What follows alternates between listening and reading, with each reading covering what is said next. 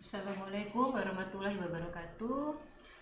Salam sejahtera dan salam sehat untuk kita semua. Kembali bertemu dengan saya Estu Handayani, dosen pengampu mata kuliah Kepemimpinan dan Kecakapan Personal. Pada pertemuan kali ini, kita akan membahas mengenai kepemimpinan yang efektif. Sebelum kita memaparkan materi kepemimpinan yang efektif, kita juga perlu tahu sebenarnya apa sih capaian pembelajaran dari pemimpinan yang efektif ini. Itu dimana saya sebagai dosen pengampu berharap agar mahasiswa jika kelak menjadi pemimpin dapat menjadi center of attention yang dapat menginspirasi kepada bawahannya untuk mencapai potensi mereka dan memiliki penilaian yang baik sesuai dengan kebutuhan dari organisasi.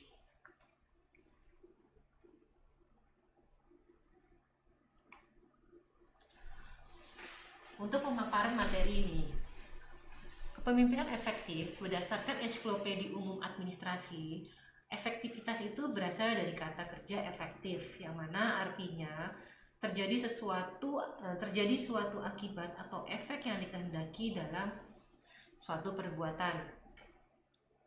Kemudian dapat diartikan juga melakukan pekerjaan yang benar dan sesuai serta dengan cara yang tepat untuk mencapai suatu tujuan yang telah direncanakan.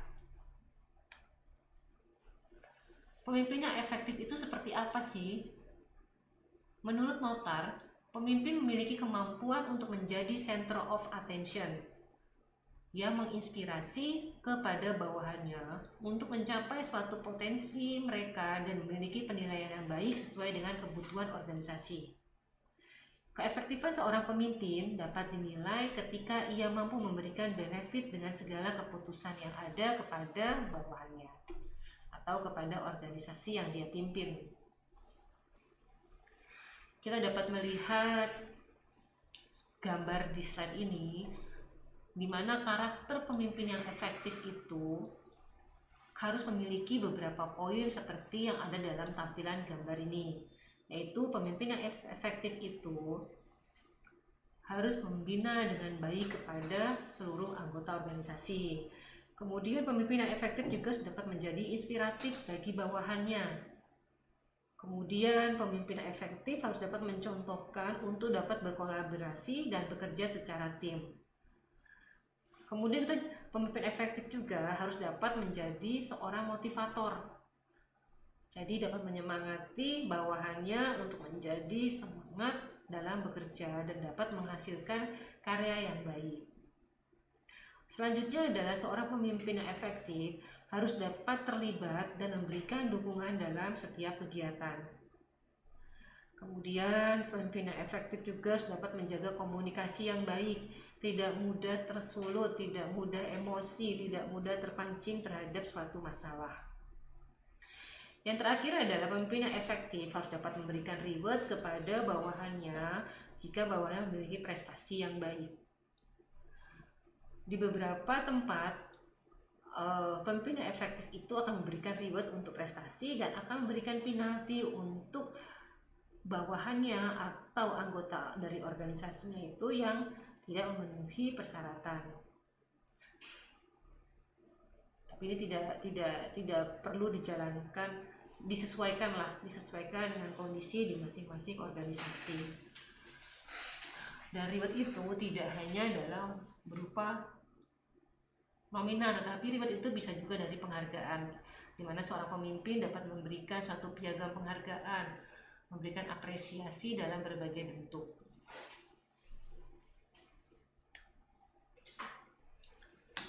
Seorang pemimpin dapat melakukan efektivitas yaitu dengan mampu menjalankan fungsinya dengan baik, dengan memberikan manfaat bagi organisasi seperti menjaga reputasi organisasi yang baik, selalu dapat memotivasi bawahannya, dapat meningkatkan keuntungan profit untuk suatu organisasi.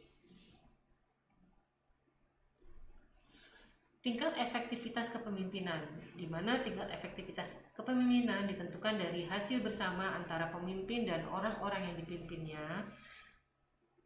dan sangat dipengaruhi oleh kepribadian pemimpin tersebut.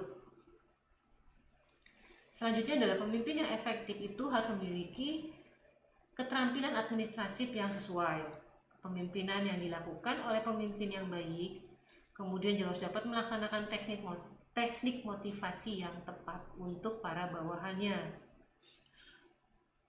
Jadi pemimpin yang baik harus memiliki 3 poin ini. Jadi pemimpin itu tidak boleh hanya berpangku tangan, tidak boleh hanya menerima laporan, tetapi juga kita harus tahu bagaimana sih keterampilan administratif itu, kemudian bagaimana melakukan untuk menjadi pemimpin yang baik, kemudian juga bagaimana memotivasi anak buah untuk dapat bekerja lebih baik lagi. Pada slide ini kita akan bisa melihat gambar piramida terbalik, di mana pada piramida terbalik ini garis tertinggi adalah leadership, yang seperti pembahasan pada materi sebelumnya bahwa pemimpin itu harus memiliki jiwa leadership. Makanya ini dibuat paling atas dan menggunakan huruf yang besar. Selanjutnya adalah leadership itu harus dapat memimpin, mengelola, merencanakan, mengendalikan, dan mengorganisir. Dari leadership itu terdapat middle management, di mana dalam middle management itu melakukan fungsi untuk mengatur, mengontrol, mengarahkan, mengkoordinasikan, dan melakukan suatu pelaporan. Untuk piramida ketiga yaitu lower management, di mana tugas yang dilakukan pada bagian lower management adalah melakukan proses pengawasan, pengecekan, pemeriksaan, memberikan petunjuk, dan membagi tugas untuk para pekerja di bawahnya. Piramida selanjutnya yaitu yang paling bawah adalah teknis, di mana pada bagian ini yang dilakukan adalah membuat, mengemudikan, memindahkan, menyusun, memasang, menghitung, dan menjalin pekerjaan untuk dilaporkan kepada lower management. Dalam pendekatan kepemimpinan piramida terbalik, semua karyawan termasuk frontline atau karyawan garis depan masing-masing bekerja sebagai pengambil keputusan dan memiliki kebebasan untuk bertindak.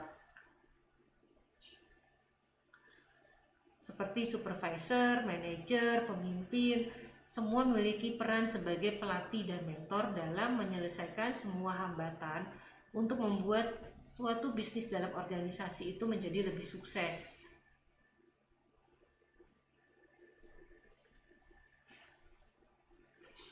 Kita juga bisa lihat dalam piramida terbalik ini, di mana seorang pemimpin memiliki tanggung jawab yang sangat tinggi.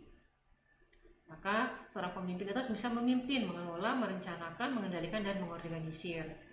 Jadi seorang pemimpin itu harus memiliki harus dapat mendukung pertumbuhan dan perkembangan orang yang ada di bawahnya. Kemudian pemimpin juga memahami bahwa setiap orang memiliki peran dalam memimpin organisasi. Maksudnya secara harfiah kita harus dapat memberikan sebanyak mungkin pengetahuan dan keterampilan untuk mendukung konsentrasi pada masing-masing fungsi pekerjaan.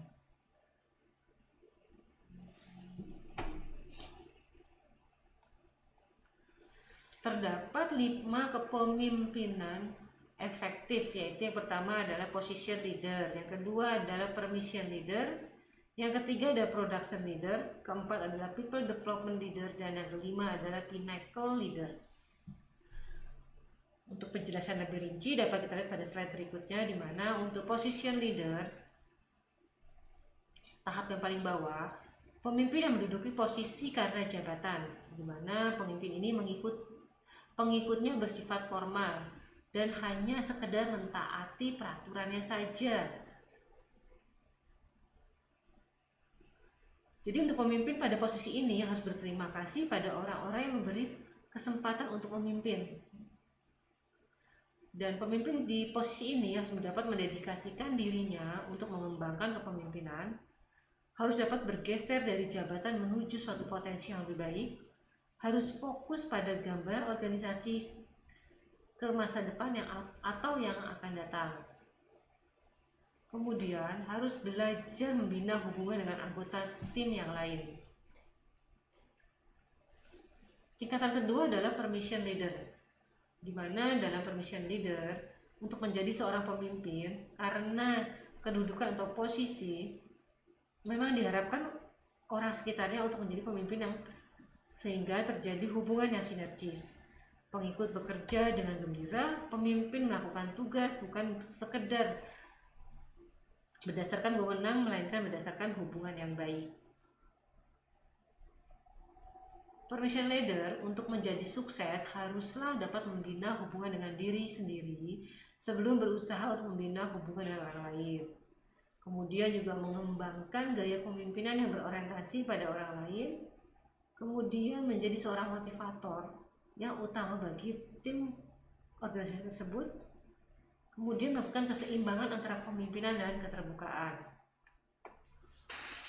Selanjutnya adalah production leader, yaitu tahapan ketiga, di mana menjadi pemimpin karena kualitas atau kuantitas dari hasil kerja yang diikuti pengikutnya. Pemimpin tidak hanya asal bicara, tidak sekedar memberi instruksi, tetapi memberikan bukti nyata dan tauladan, serta pinter dan dapat memotivasi anak buahnya.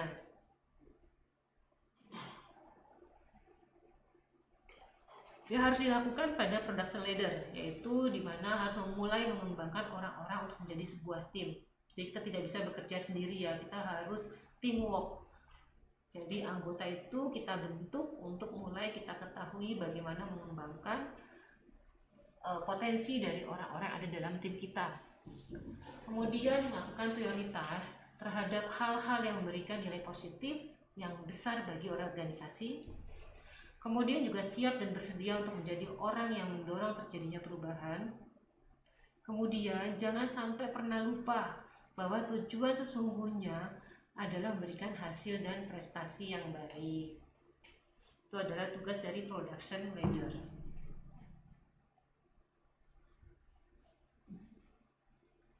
Tahapan selanjutnya adalah people development leader, di mana pemimpin yang mampu menularkan kehebatannya kepada anak buah atau reproduction. Langkah-langkah yang bisa dilakukan pada tahapan ini adalah recruiting, di mana pemimpin harus dapat menemukan atau meng-hire orang-orang yang terbaik sehingga dapat mendukung dari organisasinya. Kemudian menempatkan orang yang tepat di tempat yang tepat dengan istilah right man on the right place. Jadi penempatannya juga sangat berhubungan memiliki dampak yang sangat besar. Karena jika kita menempatkan orang yang salah akan merugikan dari perusahaan atau organisasi tersebut.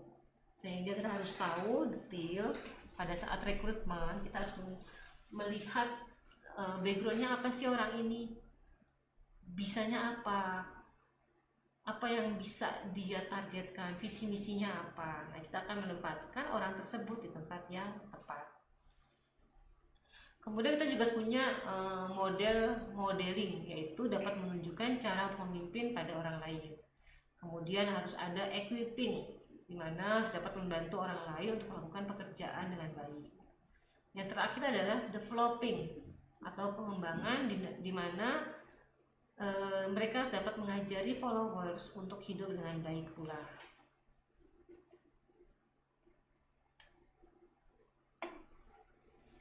Tahapan kelima adalah pinnacle leader, di mana kemampuan personal, teknis dan profesional, tetapi juga memiliki keahlian komunikasi dan hubungan antar manusia, sehingga pemimpin yang berada pada tahapan pinnacle leader akan dihormati oleh para pengikutnya.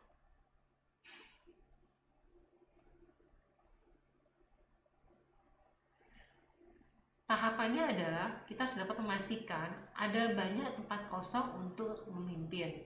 Kemudian teruskan membimbing cara pemimpin baru atau yang terbaik. Kemudian buatlah inner cycle yang akan membuat kita semua tetap realistis. Kemudian yang keempat, melakukan hal-hal yang hanya bisa dilakukan oleh seorang pemimpin sejati. Yang kelima adalah merencanakan siapa yang akan meneruskan kepemimpinan kita. Kemudian yang keenam adalah tinggalkan keadaan positif sebagai hasil dari kepemimpinan kita semua atau kepemimpinan Anda. Nah, jika kelima ini dilakukan, maka effortnya adalah pemimpin dapat dihormati oleh para pengikutnya.